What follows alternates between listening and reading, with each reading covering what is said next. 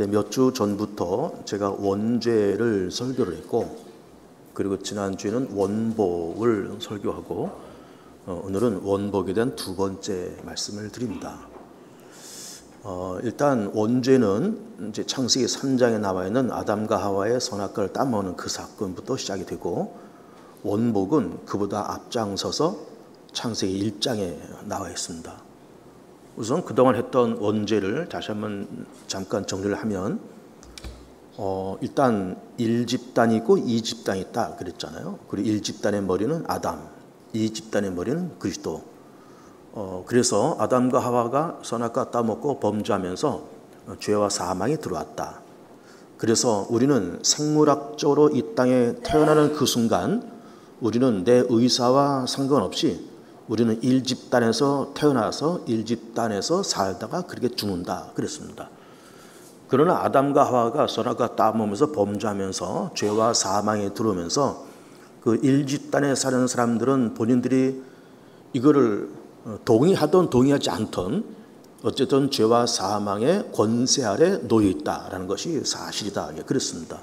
그러나 이제 2집단에서는 그리스도가 머리 되시기 때문에 예수님께서 우리를 위해서 십자가에서 죽으시고 부활하시면서 죄와 사망 것을 이기시고, 그런 이 집단 안에는 의와 생명을 심어 놓으셨다 그랬고, 그래서 여기서는 죄와 사망이 왕노릇하고 여기서는 의와 생명이 왕노릇하고, 그러면서 1집단에서 탈출해서 2집단으로 옮겨오는 것이 이것이 구원이다, 거듭남이다, 이렇게 말씀을 이제 드렸어요. 그래서 일단 그 원죄라고 하는 것은 내 의사와 상관없이 생물학적으로 태어나는 그 순간부터 죄와 사망 권세 아래 놓여서 사는 그 자체, 이것이 원죄다, 이렇게 말씀을 드렸어요. 근데 이것이 어쨌든 창세기 3장에 나오는 그런 사건인데, 근데 그 이전에 창세기 1장에서는 원죄 이전에 원복을 먼저 말씀하고 있다라는 것을 볼 수 있습니다. 그래서 이 원복이 일단 우리가 지난주부터 이 같은 본문을 보고 있는 건데, 첫째는 생육하고 번성하고 충만하고 다스리고 정복하는 그런 5가지의 축복을 줬다. 그래서 지금 21세기 초과학의 시대를 우리가 살고 있고 누리면서 살고 있는 건데, 이런 초과학의 시대는 이렇게 하나님께서 주신 그 원복, 생육, 번성, 충만하고 정복하고 다스리는 그런 능력과 지혜를 통한 그런 모든 것의 결과물이 지금의 이 세상이다. 이 초과학의 시대인 이것의 결과물이다, 이렇게 말씀을 드렸어요. 그리고 이제 원복의 두 번째는 이제 오늘 이제 집중적으로 말씀을 드리려고 하는 건데, 하나님의 형상입니다. 하나님께서 당신의 형상대로 인간을 창조하시고, 그리고 원복을 먼저 그렇게 주셨어요. 그런데 이제 우리가 하나님의 형상, 하나님의 모양 이렇게 우리가 볼 텐데, 우선 우리가 1장 26절 말씀 좀 집중해서 보도록 하겠습니다. 화면이 준비되어 있을 것 같은데 한번 26절을 한번 띄워 보시기 바래요. 여기 화면을 보세요. 여기 보시면은 이렇게 되어 있습니다. 하나님이 이르시되 우리의 형상을 따라, 우리의 모양대로 우리가 사람을 만들고, 우리가 그 형상이라고 하는 것을 말씀드리기 전에 우리라고 하는 이것이 뭐냐라는 것을 우리가 먼저 알아야 됩니다. 우리의 모양, 우리의 형상대로 사람을 만든다. 그러면서 하나님이 당신 자신을 가르쳐서 말씀하신 것 같기는 한데, 여기서 우리라고 하는 복수를 쓰고 있어요. 그래서 왜 복수를 쓰고 있을까? 이거는 전통적으로 이제 신학자들이 그렇게 해석합니다. 성부, 성자, 성령이시다, 이렇게 해석을 해요. 맞는다고 이제 보는 것이고, 그 성부, 성자, 성령 하나님께서 그렇게 우리의 형상대로 우리의 모양대로 사람을 만들자, 그렇게 말씀을 하셨다는 겁니다. 근데 이제 여기서 보면은 형상이란 말도 있고 모양이란 말도 있어요. 이게 뭐가 같고 뭐가 틀릴까? 같은 말로 우리가 보면 돼 있고, 일단 형상과 모양이 이제 같은 뜻을 여기서는 형상, 여기서는 모양으로 말하고 있고, 일단 우리가 종합해서 하나님의 형상이라고 이걸 축약해서 그렇게 보면 되겠다라고 말씀을 드리고 싶어요. 그래서 하나님의 형상, 여기에 집중을 우리가 봐야 될 텐데, 그러면 이제 그 화면을 내리시고 이제 저를 보세요. 그럼 형상이라는 것이 뭘까? 이거잖아요. 형상이라는 건 이런 겁니다. 어떤 유사한 모습, 어떤 비슷한 어떤 모습, 어떤 비슷한 모양, 그것대로 하나님께서 이 인간을 만드셨다. 그런 이야기예요. 하나님과 유사한 어떤 모습이 있더라. 그런 얘기잖아요. 그래서 이제 우리가 그 이미지란 말도 씁니다. 어떤 생각이나 어떤 사상이나 이런 걸 이제 이미지, 어떤 느낌, 이런 걸 이미지라 그런 건데, 하나님과 어떤 유사한 느낌이 있다. 그런 얘기죠. 그래서 여기서 이 하나님의 형상은 이미지를 얘기하는 거예요. 하나님의 이미지가 있다. 어떤 유사한 그런 모습이 있다. 그런 얘기예요. 그런데 이제 우리가 이 창세기 1장에서 이게 하나님의 천지 창조를 지금 말씀하시는 거잖아요. 첫째 날부터 여섯째 날까지. 첫째 날 빛, 두 번째 날 궁창, 세 번째 날 육지와 바다와 식물, 넷째 날 이 천체, 다섯째 날 어류와 조류, 여섯째 날 육지 동물과 인간, 이렇게 만드세요. 그러면서 이러저러한 동물과 식물들을 만드실 때는 그냥 만드셨습니다. 만드시고 있으라, 그렇게 말씀하셨고, 뭐 당신의 모양대로 당신의 형상대로 뭐 짐승을 만들었다, 그런 말씀은 나오질 않아요. 유독히 사람을 만들 때만 우리의 형상, 우리의 모양대로 만들었다, 그러면서 형상과 모양이라는 말이 여기서 나오고 있습니다. 그러면 형상이다, 모양이다, 그것이 이미지가 되었던 뭐가 되었던 어떤 유사한 모습이 있다, 그런 얘기잖아요. 그래서 하나님이 우리와 유사하다 그러면 하나님도 이렇게 눈, 코, 입이 달려있고 귀가 달려있고 손발이 달려있고 그러신 하나님일까라는 생각을 문득 하게 됩니다. 그래 여기서 모습이다, 어떤 이미지다라는 것은 어떤 우리의 눈에 보이는 그런 걸 얘기하는 것이 아닌 겁니다. 하나님은 영이신 분이기 때문에 무슨 이게 육체가 있어서 뭐 눈, 코, 입이 달려있는 그 하나님은 아니신 거죠.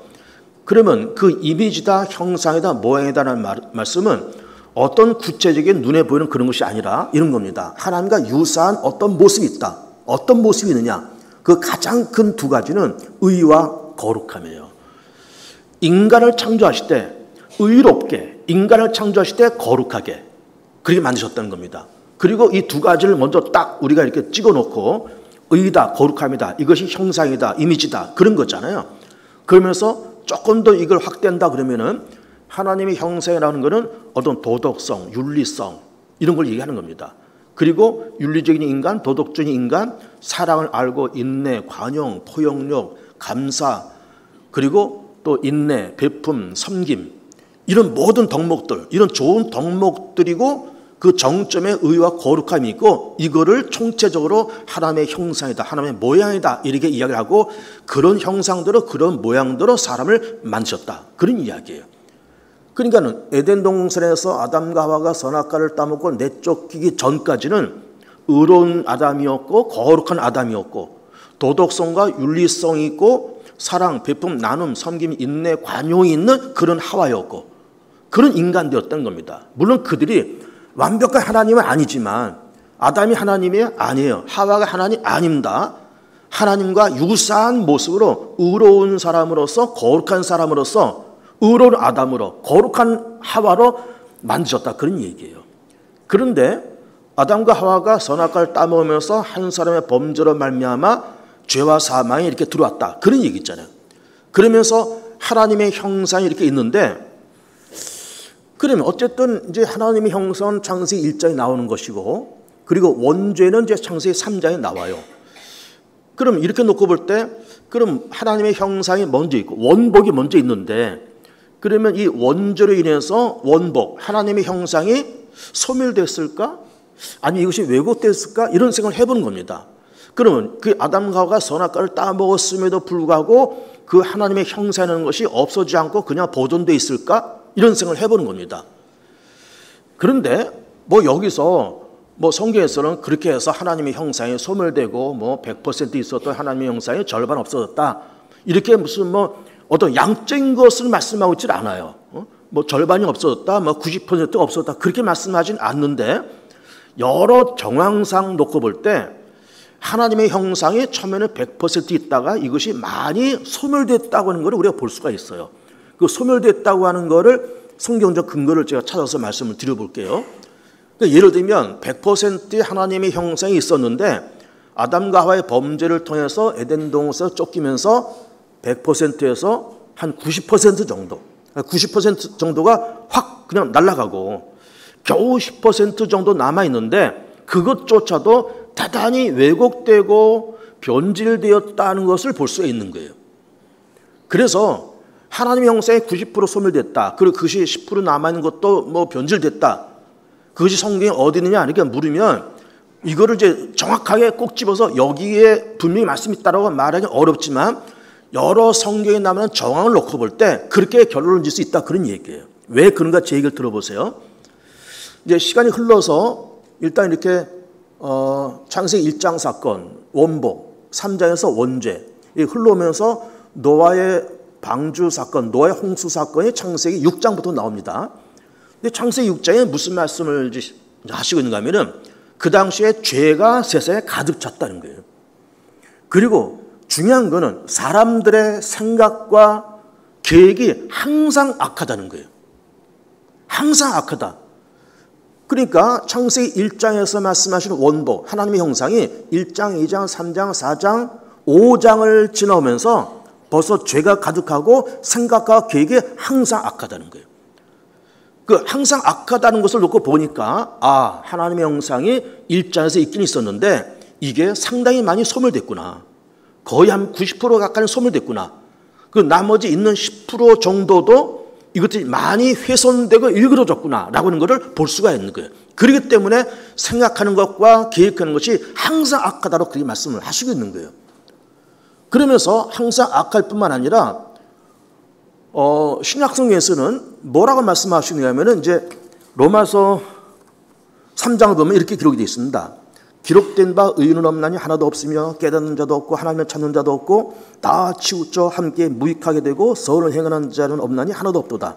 그들의 목구멍은 열린 무드며 그 혀로는 속임을 일삼으며 그 입술에는 독사의 독이 있고 그 입에는 저주와 악독이 가득하고 그 발은 피 흘리는 데 빠른지라 파멸과 고생이 그의 길에 있어 평강의 길을 알지 못하였고 그들의 눈앞에 하나님을 두려움이 없느니라 함과 같으니라. 계속해서 23절 보면 모든 사람이 죄를 범하였음에 하나님의 영광에 이르지 못하더니 이렇게 말씀하고 있어요.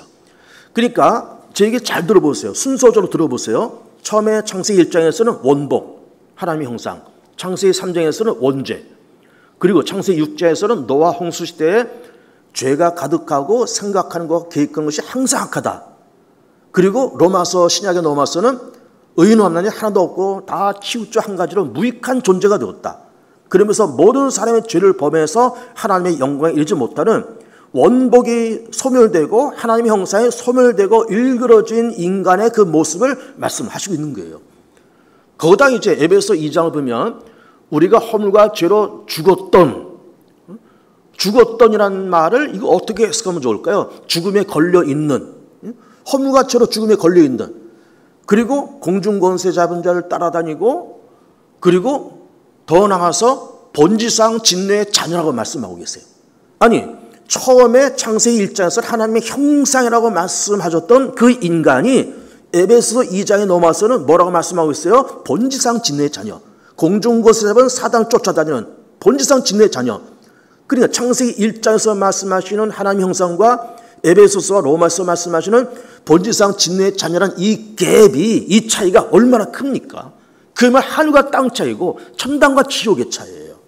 이 어마어마한 차이가 있는 겁니다. 그래서 이런 여러 가지 성경적인 정황을 놓고 볼 때 창세기 1장에서 하나님의 형상으로 우리 인간을 하나님께서 지으셨는데 그거는 의와 거룩함이다. 도덕성, 윤리적인 인간, 사랑, 선, 베품, 나눔, 섬김, 인내, 관용, 이 모든 것이 90%가 소멸되고 나머지 10% 있는 것조차도 왜곡되고 일그러졌다.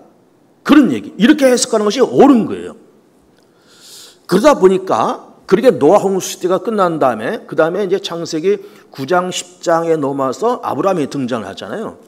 자, 아브라함이 등장하면서 쭉 이렇게 놓고 보면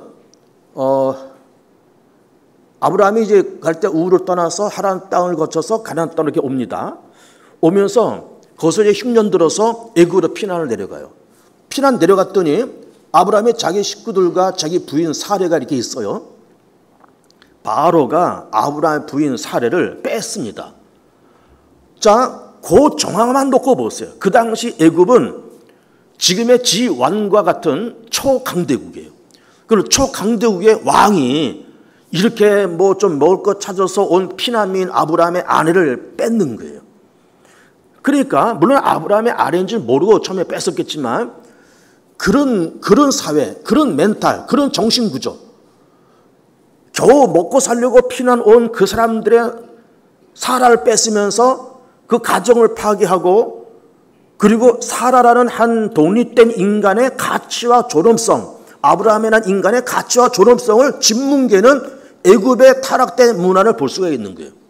왜 그랬다는 겁니까? 이것이 바로 깨어진 하나님의 형상 때문에 그런 거예요.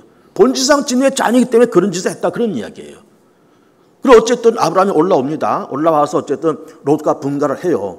롯은 소돔과 고모라 땅에 거하고 아브라함은 그 산악지형에 거합니다.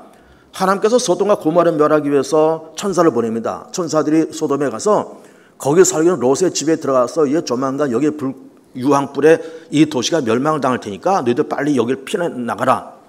근데 그랬더니 천사들이 그 롯의 집에 들어갔다는 것을 소돔 사람들이 이게 들으면서 와가지고 그 롯의 집안 문을 두드리면서 뭐라고 얘기하냐면, 조금 전에 낯선 두 사람이 여기 들어왔는데 내놓으라는 거예요. 내놔서 그와 우리가 관계를 하겠다, 이런 얘기예요. 그 동성연애를 하겠다, 그런 얘기예요. 그랬더니 롯이 하는 말이, 그 남자들 이제 멀리서 온 사람들이니까 가만 놔두고 아직 내가 시집가지 않은 딸 둘이 있으니까 그 딸들 내줄 테니까 뭐 어떻게 해보라고 이렇게 얘기를 했다는 겁니다.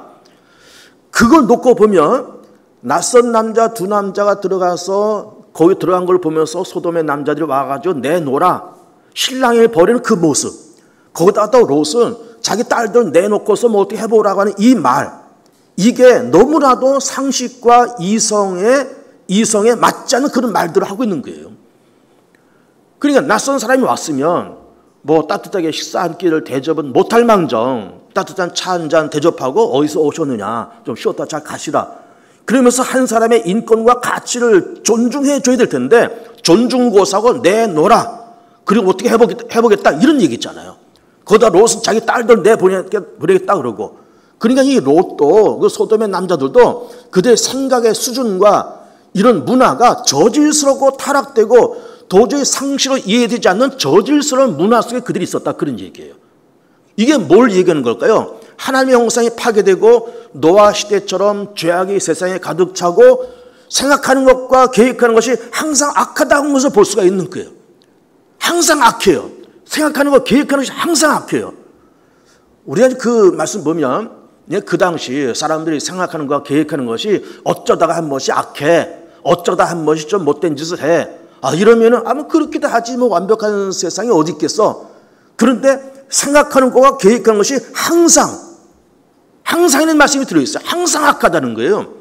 그러니까 노아 시대도 그랬고 아브라함 시대도 그랬고 롯의 집안의 사람과 소돔 성의 사람들도 다 그런 멘탈과 타락되고 이성으로 상식으로 이해되지 않는 저급한 그런 수준에 머물면서 그런 짓들을 벌이고 있더라, 그런 얘기예요.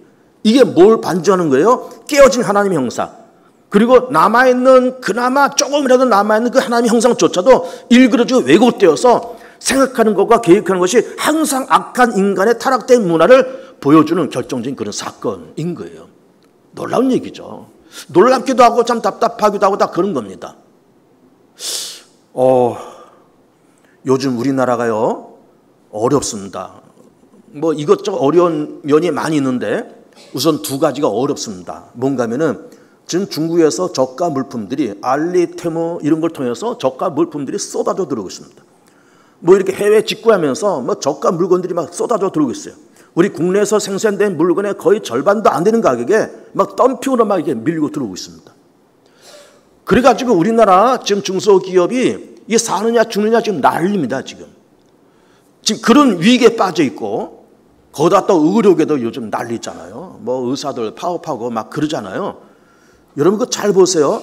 저는 뭐 의사 파업 이런 걸 놓고 보면서 물론 뭐 거기에 따른 정당한 이유도 있기는 있겠지만 이런 거를 통해서 우리나라의 의료 기술과 의료 체계가 무너질까 봐 걱정이 돼요.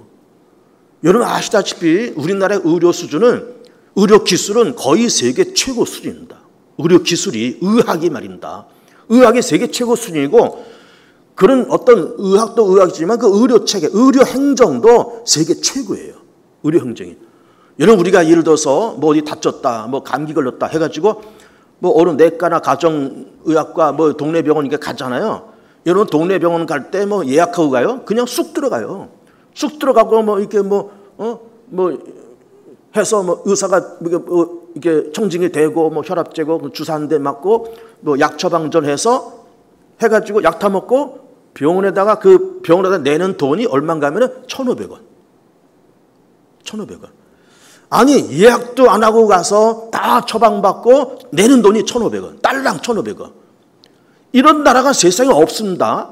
세계에서 이런 나라가 없어요. 다른 나라 같으면은 미국이나 유럽 같으면은 뭐 감기 걸려도 예약을 해야 돼요.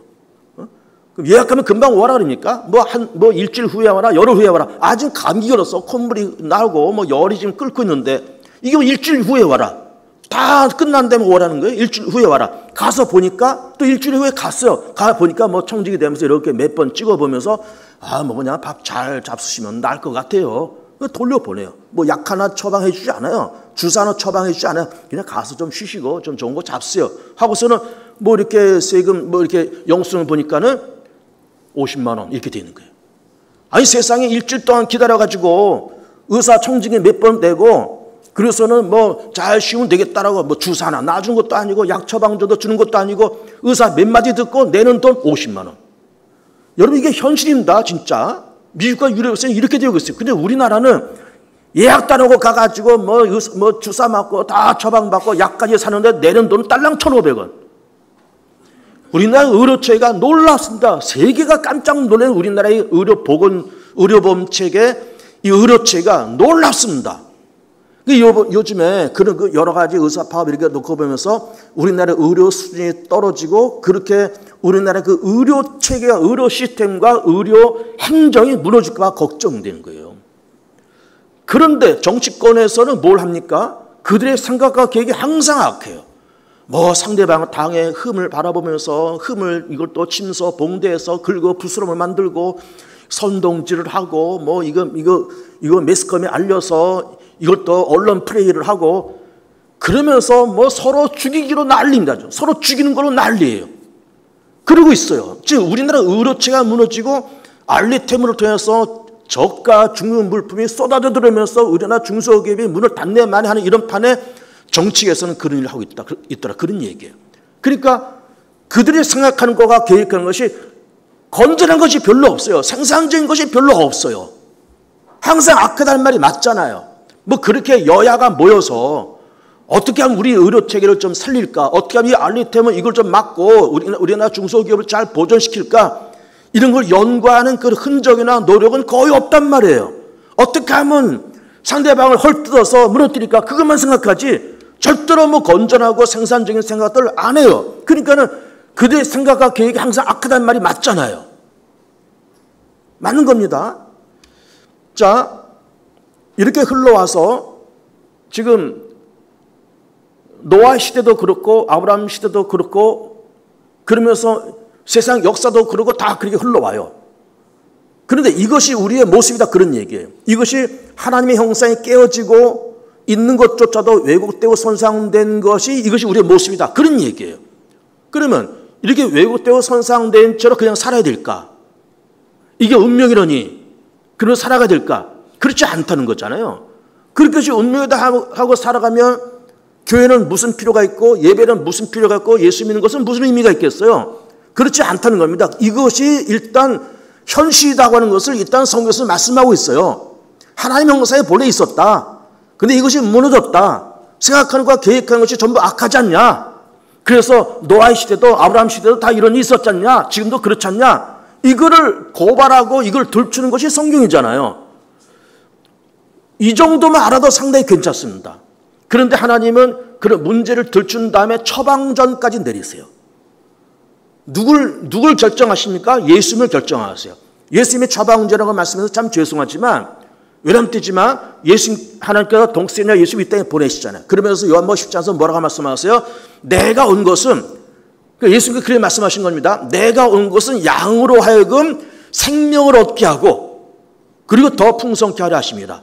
그러니까 일그러진 하나님의 형상 그리고서는 겨우 남아있는 그것조차도 왜곡되고 손상되어 있는데 그러나 예수님을 통해서 생명도 더 풍성하게 이제 잃어버린 하나님의 형상도 회복하고 일그러지고 외울 때 하나님의 형상도 다시 쭉 펴서 온전한 하나님의 형상으로 회복되고 잃어버린 것을 찾는 이것을 하기 위해서 내가 왔다고 말씀하시잖아요. 내가 온 것을 양으로 하여금 생명을 얻게 하고 더 풍성하게 하라 하십니다.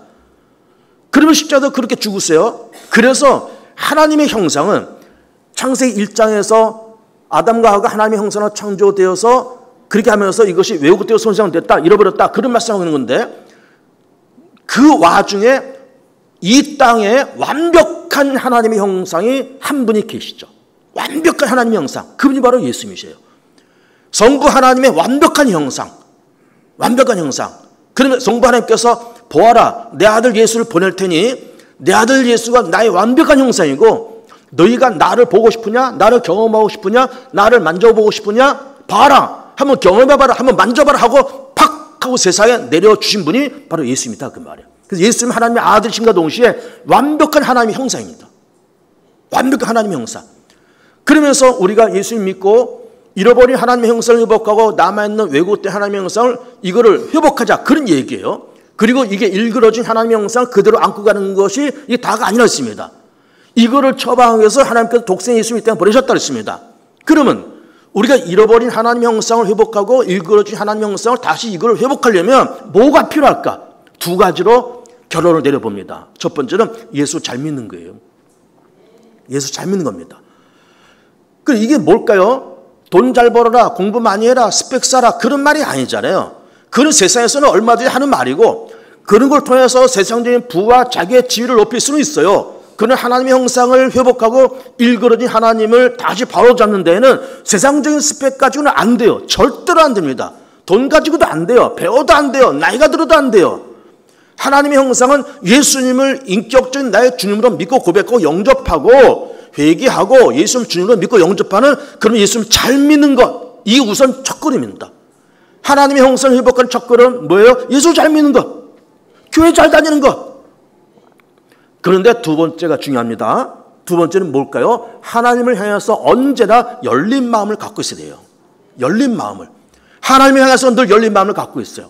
열린 마음을 갖고 있으니까 하나님의 음성이 들려요. 하나님의 뜻이 보여요. 하나님의 계획이 보입니다.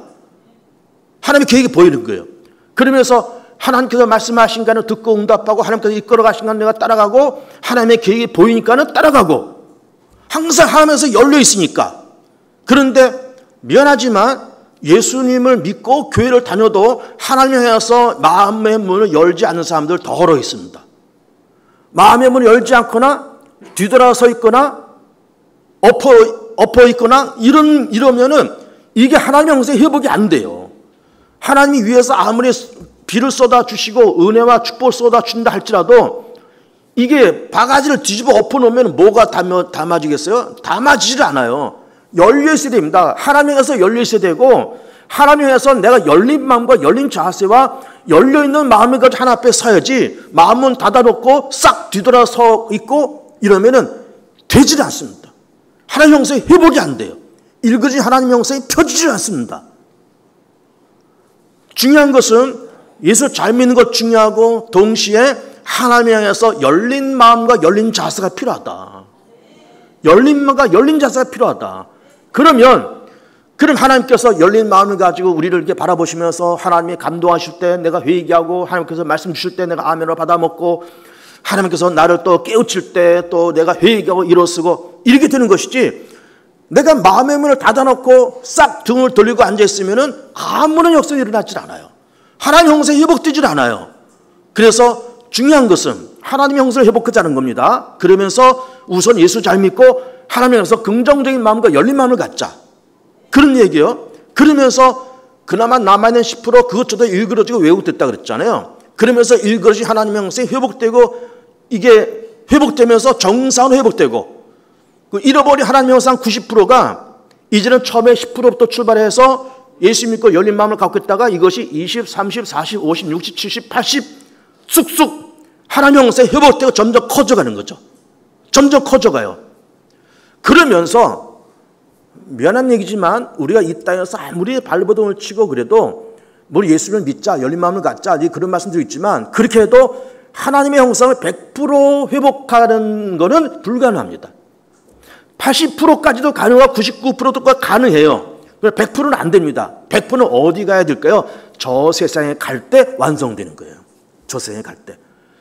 그러나 우리가 10%부터 출발해서 예수 믿고 열린 마음을 갖자 그런 얘기 아니에요. 그러면서 이것이 10%에서 20, 30 가면서 최소한 80 내지 90까지는 가시기를 축복해요. 하나님 형상이 80%, 90% 회복되어서 정말 생각도 건강하고 아까 뭐라고 얘기했어요? 하나님 형상의 첫째는 의 그리고 거룩함. 의도 있고 거룩함도 있고 도덕성도 있고 윤리성도 있고 사랑, 긍휼, 나눔, 베품, 인내, 관용 이런 덕목도 있고 그러면서 그리스도의 장사한 분량까지 80%, 90%까지 성장된 다음에 하나님 나라에 들어가야지 여전히 미숙한 채로 일그러진 하나님 형상대로 닫혀있는 마음을 가지고 하나님 나라에 들어가기는 좀 민망스럽잖아요. 성숙된 다음에 들어가시고 축복해요. 적어도 어느 정도 8, 90% 성숙해서 그 나라에 들어가서 완벽한 하나님의 형상을 회복하고 거기서 하나님을 찬양하고 하나님 노래하면서 영생 복락을 살아가는 복된 여러분이 되시길 축복합니다. 예수 잘 믿고 열린 마음을 갖고 하나님 형상에 회복되는 복된 교회들 다 되시기를 축복합니다. 우리 짧게